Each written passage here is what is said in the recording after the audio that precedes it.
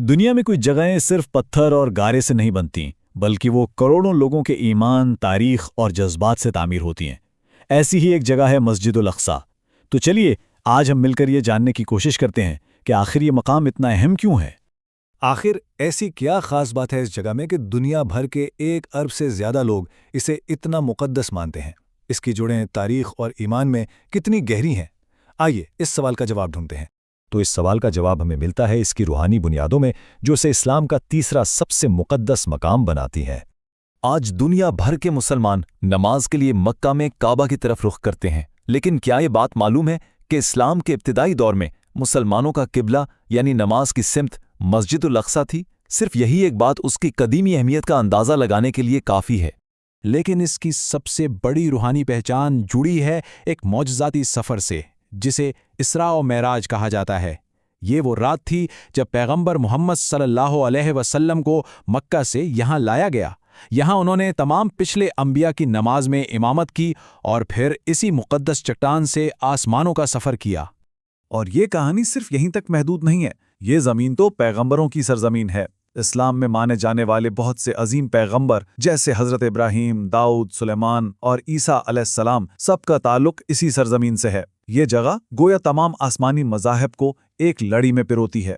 तो अब जबकि हमने इसकी रूहानी अहमियत को समझ लिया है, आइए इस मुकद्दस इहाते की सैर करते हैं, जिसे अल हरमुल शरीफ भी कहा जाता है, और देखते हैं कि इसके अंदर क्या क्या अहम मकामात हैं। अच्छा, यहाँ एक बहुत ही आम गलतफहमी है जिसे दूर करना ज़रूरी है। अक्सर लोग समझते हैं कि मस्जिदुल अक्सा सिर्फ एक इमारत का नाम है, लेकिन हकीकत में ये पूरे 1,44,000 मुरब्बा मीटर पर फैले हुए कंपाउंड का नाम है, जिसे अल हुरमुज शरीफ भी कहते हैं। और ज़रा अंदाज़ा लगाएं कि इस वसीओ अरीस कंपाउंड में कितनी तारीख़ी इमारतें और यादगारें होंगी। 1-2 नहीं, 200 से भी ज़्यादा।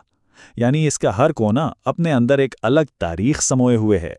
इस पूरे कंपाउंड में जो इमारत सबसे पहले नज़र को अपनी तरफ खींचती है, वो है ये सुनहरे गुंबद वाली शानदार इमारत, जिसे क़ुब्बतुस सखरा या डोम ऑफ द रॉक कहते हैं।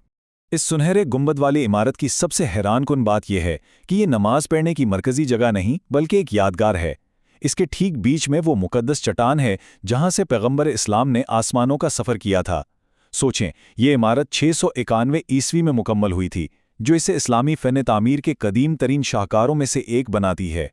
तो फिर सवाल ये पैदा होता है कि नमाज कहाँ पढ़ी जाती है। इसके लिए कंपाउंड में एक और बहुत अहम मस्जिद है, जिसे मस्जिद अल क़िबली कहते हैं। ये वो जगह है जहां लोग मिलकर बाजमात नमाज अदा करते हैं। ये मस्जिद कंपाउंड के जनूबी हिस्से में वाक़ है और इसकी पहचान इसका सुरमई रंग का गुंबद है। ये कोई नई जगह नहीं है, बल्कि यहाँ दूसरे खलीफा हज़रत उमर रज़ियल्लाहु अन्हु के ज़माने से ही इबादत होती आ रही है। आज भी ये नमाज का मरकज़ी हॉल है। इस इहाते की मगरबी हुदूद बनाने वाली दीवार भी इंतहाई अहमियत की हामिल है, जिसे दीवार बुराक के नाम से जाना जाता है। इस्लामी रिवायत के मुताबिक इसका नाम अल बुराक से मंसूब है, जो वो मौजज़ाती सवारी थी जिस पर पैगंबर इस्लाम ने सफ़र मेराज किया।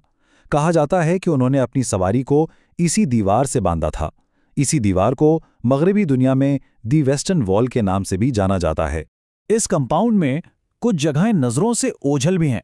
उनमें से एक है मरवानी मस्जिद, जो दरअसल ज़मीन के नीचे बना एक बहुत बड़ा नमाज का हॉल है। ये ज़ेरे ज़मीन हॉल इस जगह वाक़ है जिसे तारीख़ी तौर पर सोलोमन स्टेबल्स कहते हैं। 1990 की दहाई में इसकी दोबारा तज़ीन और आराइश की गई और अब यहाँ हज़ारों लोग एक साथ नमाज पढ़ सकते हैं। तो हमने इसकी तारीख़ और रूहानियत की बात की, लेकिन इस सब का आज के दौर से क्या ताल्लुक़ है? आइए इस मुक़द्दस अमानत को ईमान, ज़मीन और जदीद तनाजुर में देखते हैं। इस्लामी नज़रिए में फ़लस्तीन की ज़मीन को वक्फ़ समझा जाता है। अब वक्फ़ क्या होता है? वक्फ़ का मतलब है एक ऐसी मुक़द्दस अमानत जो अल्लाह के नाम पर हो और इसे ना तो किसी के हवाले किया जा सकता है और ना ही इस पर कोई सौदेबाजी हो सकती है।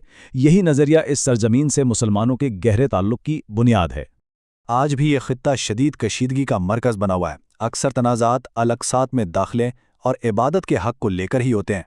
यही वजह है कि ये जगह सिर्फ एक तारीख़ी इमारत नहीं, बल्कि दुनिया भर के मुसलमानों के लिए एक इंतहाई अहम जज्बाती और रूहानी मरकज़ है। तो आखिर में ये सवाल सोचने पर मजबूर करता है कि किस तरह एक कदीम अक़ीदा जदीद दौर की शनाख्त, सियासत और लोगों की उम्मीदों को तश्कील देता है। इसका जवाब शायद तारीख़ और ईमान के इसी गहरे ताल्लुक़ में पोशीदा है।